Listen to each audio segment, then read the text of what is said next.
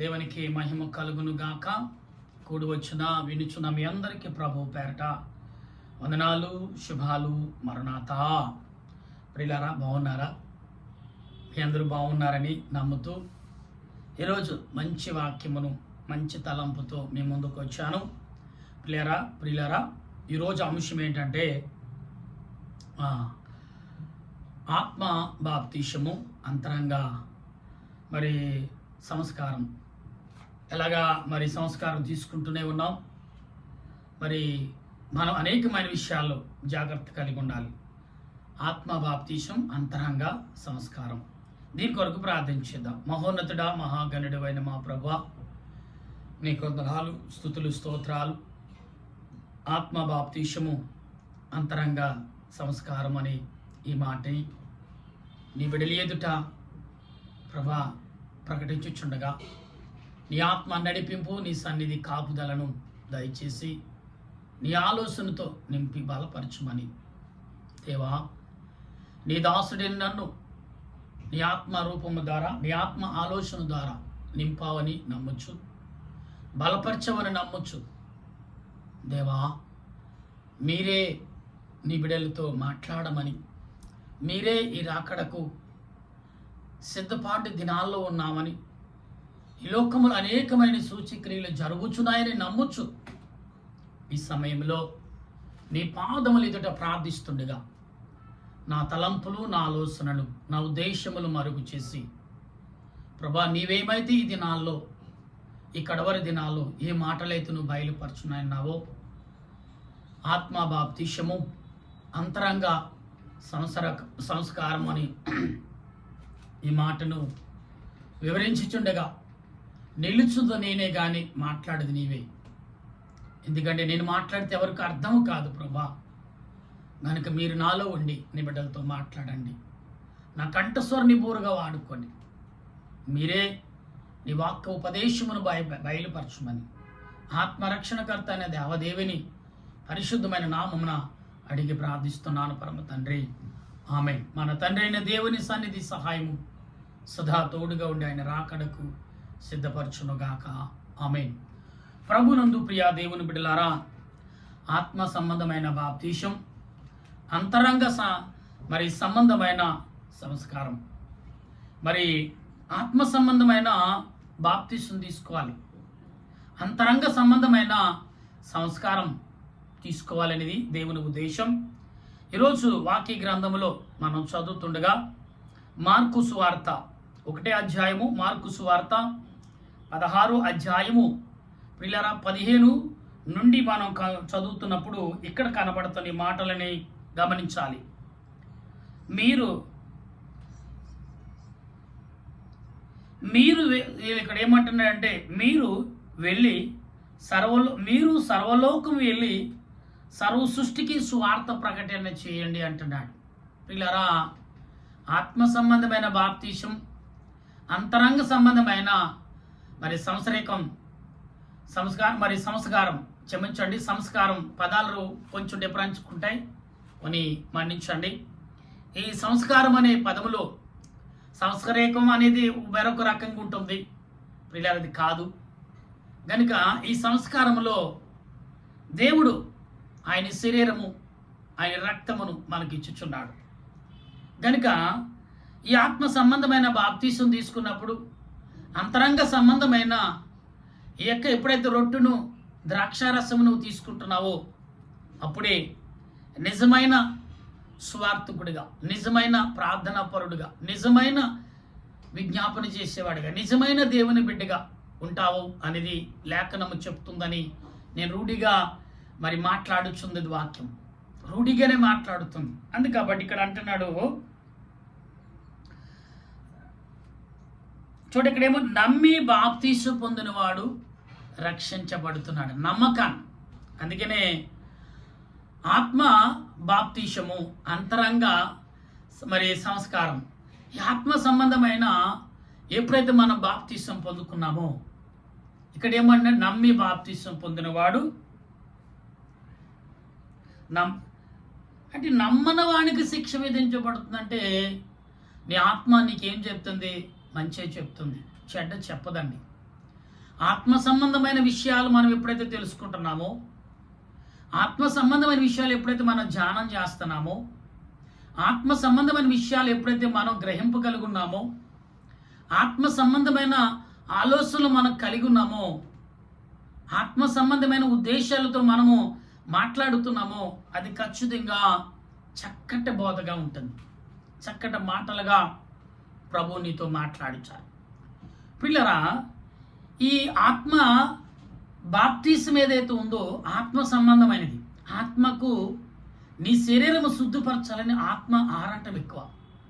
ఆత్మ నీలో ఉన్నప్పటికీ ఈ ప్రాణము ప్రభుని అతుక్కోవాలని, ప్రభు మాటలు వినాలని, ప్రభు బిడ్డగా ఉండాలని, అలాగే మరి నమ్మకమైన విశ్వాసంతో నువ్వు ఎప్పుడైతే ప్రభు శరీరం, ప్రభు రక్తం ఈ సంస్కారం దినమున మనం తీసుకుంటున్నామో, అది ఖచ్చితంగా ఆత్మ సంబంధమైన లేకపోతే అంతరంగ సంబంధమైన సంస్కారంగా దేవుడు మారుస్తున్నాడంటే నీ దేహాన్ని, నీ ప్రాణమును, నీ శరీరమును ఆయన ఏం చేస్తాడంటే శుద్ధపరుస్తాడని చెప్తున్నాడు ఈ మాటలు.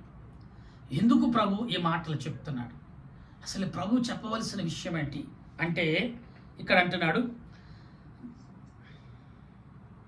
నమ్మిన వారి వలన ఈ సూచక్రియలు కనబడతాయి. నువ్వు ఎప్పుడైతే నమ్ముతున్నావో, ఎప్పుడైతే నమ్మి విశ్వసిస్తున్నావో, ఎప్పుడు నమ్మి అంగీకరిస్తున్నావో, ఎప్పుడైతే నమ్మి నువ్వు దేవుని వైపు చూస్తున్నావో, ఎప్పుడైతే నమ్మి దేవునితో నడుస్తున్నావో, ఎప్పుడైతే నమ్మి దేవుని మాటలు నవరి చదువుతున్నావో, ఎప్పుడైతే నమ్మి దేవుని మాటలు ధ్యానం చేస్తున్నావో, ఎప్పుడైతే నమ్మి దేవుని ప్రార్థన విజ్ఞాపన చేయాలని ఆరాటం కలుగుతుందో, ఖచ్చితంగా దేవుడు అంటున్నాడు ధన్యుడు అంటున్నాడు.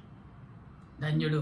అందుకే భక్తులు రాసిన కీర్తనలు, ధన్యుడు దైవజనుడు అనే కీర్తనలో, దేవదేవుని స్తుతించుట అనే కీర్తనలో చక్కటి మాటలు రాయబడిన మాటలుగా కనబడుతున్నాయి. ఏమనగా నా నామమును మీరు దెయ్యాలు వెలగొడతారు. దెయ్యాలు వెలగొట్టాలంటే ఖచ్చితంగా బాప్తిసం కలిగి ఉండాలి, అంతరంగ శుద్ధి కలిగి ఉండాలి, ఆత్మ సంబంధమైన శుద్ధి కలిగి ఉండాలి, శరీర సంబంధమైన శుద్ధి కలిగి ఉండాలి. అప్పుడే నీవు దెయ్యాలని గద్దించగలవు. యేసు ప్రభు అన్నారు కదా, నమ్మి బాప్తిసం పొందినవాడు రక్షించబడును, వాడే కాదు అనేకులు రక్షించగలడు. అంటే దురాత్మలు అనేక రకాలుగా మాట రూపంలో అనేక రీతిలుగా సాతానుగాడు నీ మధ్యకు వచ్చినప్పుడు నువ్వు ఎలాగుంటావంటే ఆత్మ సంబంధమైన రీతిలో జీవించినా కానీ అది కాని రీతిగా నువ్వు నడుచుకుంటావనేది దేవుని ఉద్దేశం. పిల్లరా, అందుకే ఎప్పుడైనా ఎక్కడైనా మనం ప్రార్థన చేసినప్పుడు, ప్రార్థించేటప్పుడు ఏమని ఉండాలి? ఆత్మ సంబంధమైన ప్రార్థన, మరి ఆత్మ సంబంధమైన క్రియలు మనం కలిగి ప్రార్థించాలి. క్రియలు ఎలాగండి అంటే ప్రభు నీతో మాట్లాడతారండి. ప్రభు నీతో మాట్లాడతారు ఖచ్చితంగా. ఏమనంటే, నా కుమారుడా నేనున్నాను, నా కుమార్తె నేనున్నాను అని చెప్తాడు ప్రభు. కనుక మనం అటు ఆలోచన మనం కలిగి ఉన్నాడు. ఖచ్చితంగా దేవుని పట్ల విశ్వాసము, నమ్మకంతో మనం ప్రార్థించేవారం అవుతాం. అంతే తప్ప ఏదో నామకార్థ జీవితాన్ని వెళ్ళపుచ్చుదాం, వెల్లడిగా అలా జీవిస్తామంటే ఖచ్చితంగా కాదండి. ప్రియులారా, ఏదో ఒక రోజున దేవదేవుడు నిన్ను అడుగుతాడు. ఆ ప్రభు అడుగుతాడు, ఏమని? ప్రభువా అని నువ్వు అడిగినప్పుడు, ఏంటి నా కుమారుడా అన్నప్పుడు ప్రభు అడుగుతారంట, ఏమని? కుమారుడా, నీవు ఆత్మ సంబంధమైన క్రియను ఎప్పుడైనా చేశావా? నీలో ఆత్మ నాది, నేను నీలో నివసిస్తున్నావని నువ్వు గ్రహించావా? అటువంటి దారిలో ఎప్పుడైనా తలంపు కలిగి ఉన్నావా? అటువంటి దారిలో ఎప్పుడైనా ఆలోచన కలిగి ఉన్నావా? అటువంటి దారిలో ఎప్పుడైనా ప్రయాణం చేద్దామని ఒక్కసారి ఎప్పుడైనా తలంచావా? దేవుడు చెప్తున్న మాటలండి పిల్లరా, ప్రభు మాట్లాడుతున్న మాటలు. ఆత్మ సంబంధమైన బాప్తిసం పొందున్నప్పుడు లేదా పొందకపోతే ఇక్కడ ఏమంటున్నాడు? ఏమండి, అపోస్తుడైన పౌలు శీలలు అంట ఇక్కడ పేతురు గారు దేవునిని మొరపెట్టుచుండగానే ఏమంటున్నాడు?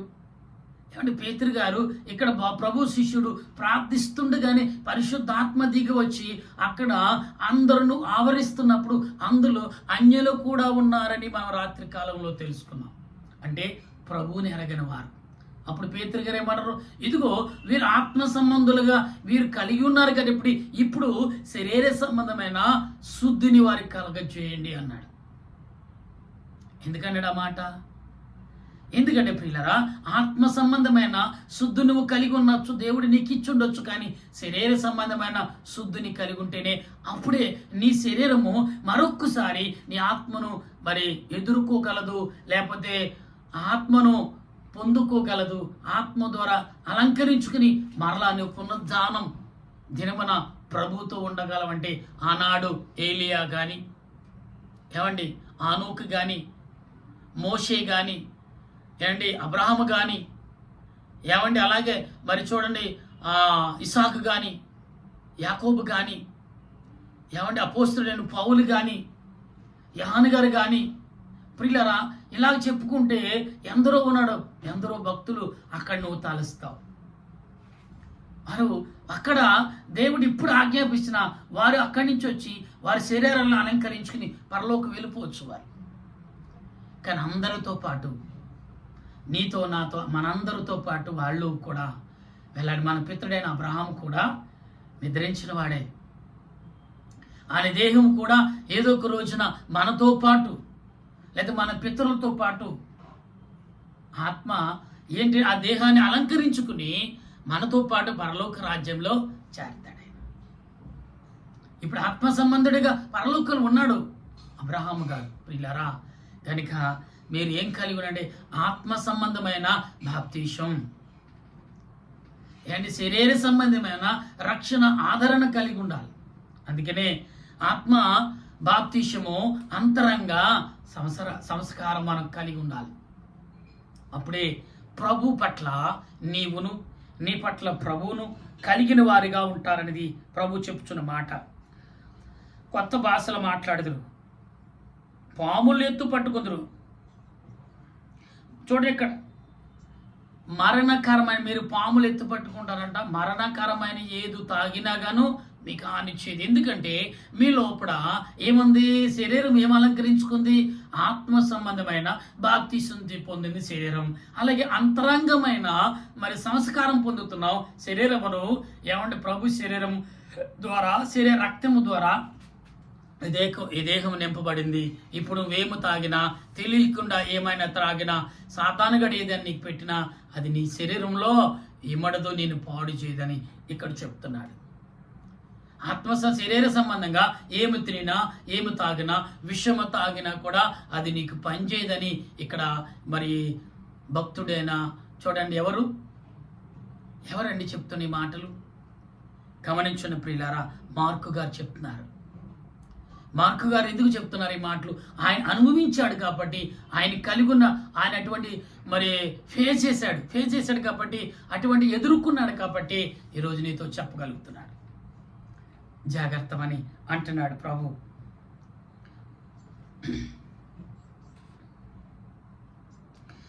మీరు ఎప్పుడైతే ఈ రక్షణ కలిగిన ఇటువంటి ఆలోచనలు, ఇటువంటి క్రియ మీరు కలుగున్నారో, ఎప్పుడైతే మీరు రోగుల మీద చేతులుంచి ప్రభువా ఈ కుమారుడిని, ఈ కుమార్తెని స్వస్థపరచు ప్రభువా అని ప్రార్థన చేయగానే వెంటనే అతను స్వస్థపడతాడు. ఎందుకంటే నీలేముంది?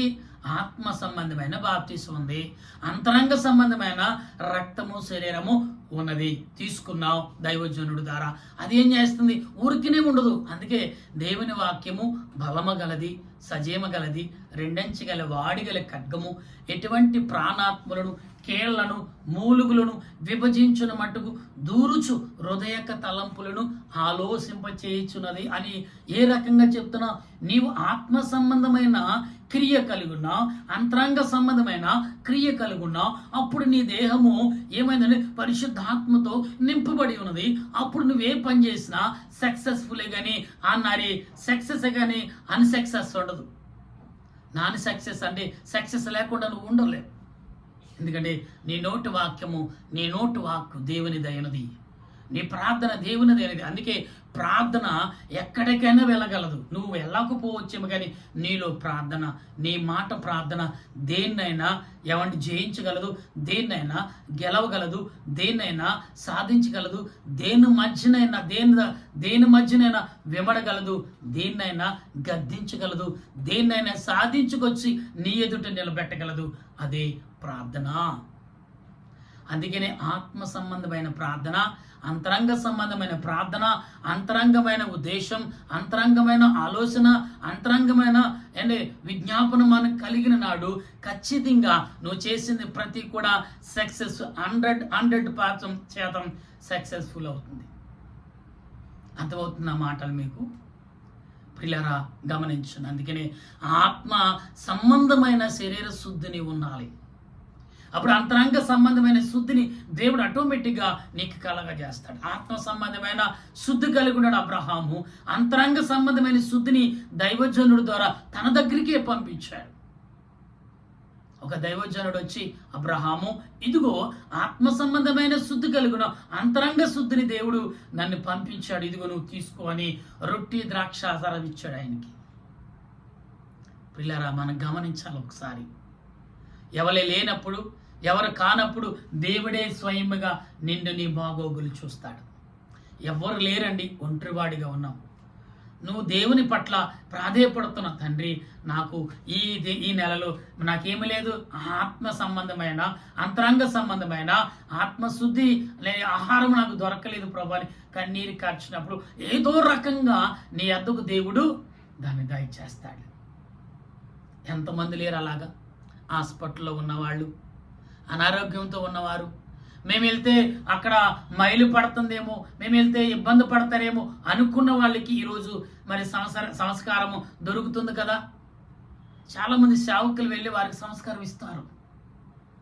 ఎందుకంటే అయ్యా మీ సంఘాలకు వస్తే అందరూ అసహించుకుంటారు, అందరూ చేదరించుకుంటారు. అలాంటి ప్లేస్లో మేము వస్తే అయ్యా మా దేహం కంపు చూసి వారు మరి వారి యొక్క భక్తి లేదా వారి యొక్క మరి అనేకమైన రీతిలుగా వారు మాట్లాడవచ్చేమో.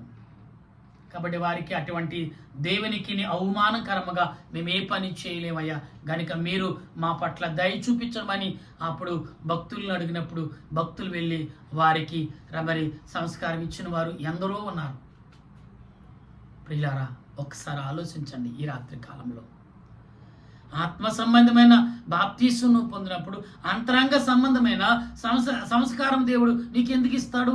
ఖచ్చితంగా ఇస్తాడు. అంతరంగ ఆత్మ దేవుని ఆత్మ నిమిత్తము కోరుకునే శక్తిని కోరుకుంటుంది. ఆ శక్తిని మనం పొందినాడు. నువ్వెక్కడున్నా బంగారం బురదలోంచి వచ్చిన తర్వాత దాన్ని కడిగి శుద్ధి చేసి పెడితే బంగారం కంటే విలువైంది వజ్రం కదా. ఇది ఎక్కడున్నా వజ్రమే, బంగారం కూడా డామినేట్ చేయట్లేదా? నీవు ఎక్కడున్నా కూడా దేవుడు ఆత్మ చేత, అంటే ఆత్మ సంబంధమైన బాప్తీసము, ఆత్మ సంబంధమైన శుద్ధి, ఆత్మ సంబంధమైన నిలకడ, ఆత్మ సంబంధమైన ఆసక్తి, ఆత్మ సంబంధమైన ప్రార్థన, ఆత్మ సంబంధమైన క్రియలను కలిగి ఉన్నప్పుడు దేవుడు నీ పక్షాన ఎందుకు యాజ్యమాడు, ఎందుకు యుద్ధము చేయడు, ఎందుకు నీకు న్యాయము చేయడు, ఎందుకు నీ పట్ల ఆయనే తలంచడు. నువ్వు ప్రార్థన చేయకపోవచ్చు, నాలో ప్రార్థన చేసి అనుకోని రీతిగా ఏదో ఒకటి జరిగి నోరు పడిపోతే మాత్రం నీ అంతరాత్మ దేవునికి మరిపెడితే అంతరాంగ మర్మమును దేవుడు వింటాడండి. ఒకరోజు అందరూ కూడా మామూలుగా వెళ్ళారంట. ఒక వ్యక్తి మాత్రం, ఆత్మ మాత్రం అక్కడ కనపడుతుందంట, ఆ వ్యక్తి కనపడలేదంట. ఏమైంది? ఇతను అంతరంగమే కనపడుతుంది కానీ ఆత్మ ఏమైంది, దేహం ఏమైందని ప్రభు అడుగు ప్రశ్న చేస్తుంటే ఎవరు కనపడట్లేదంటే స్వయంగా ప్రభువే అంతరంగ ఆత్మతో ప్రయాణం చేసి ఏమైంది ఆ దేహం అని ప్రయత్నం చేస్తే ఆ దేహము దేన స్థితిలో పడుందంట. యంత్రాంగం వెళ్ళి దేవునికి మొరపెట్టినప్పుడు ఆ దేవుడు స్వయంగా ఆయన వచ్చి ఈ దేన స్థితిలో ఉన్నవాడిని లేవనెత్తి ఆత్మను సంతోషపరిచి అంతరంగానికి సంతోషమిచ్చి ప్రభు దీవించి వెళ్ళారంట. అటువంటి ఆలోచన ఈరోజు నువ్వు కలిగి ఉన్నావా? కలిగి ఉంటే రండి, అటువంటి తలంపు ఆశీర్వాదం దేవుడు సాయంకాలప్పుడు మనందరికి అందించును గాక. ఆమేన్. ప్రార్థించేద్దాం. దయగల తండ్రి, నీకు వందనాలు. ఆత్మ సంబంధమైన బాప్తీసం, అంతరంగ సంబంధమైన ఇదిగో తండ్రి సంస్కారము తీసుకుని నీడల ప్రభా ప్రార్థనాని జ్ఞాపన కలిగి నీ సన్నిధిలో విజ్ఞాపనతో ప్రార్థించే కృపను అందించమని ఈ సాయంకాలపూడి అందరైతే ఈ మాటలు వింటున్నారు ప్రభా ఆత్మ సంబంధమైన అంతరంగ సంబంధమైన క్రియలు మేము కలిగి నీ పట్ల ప్రార్థించే కృపను అందించమని ఈ మాటలు ఎందరైతే వింటున్నారు వారందరికీ నీ మేలును నీ ఆశీర్వాదను దీవునిక మార్చి మహిమ పొందమని ప్రభు అయిన యేసుక్రీస్తు నామమున అడిగి ప్రార్థిస్తున్నాను పరమ తండ్రి, ఆమేన్. మన తండ్రి అయిన దేవుని సన్నిధి సహాయము సదా తోడుగా ఉండి నడిపించును గాక. ఆమేన్, ఆమేన్, ఆమేన్. మీ అందరికీ మరణాత.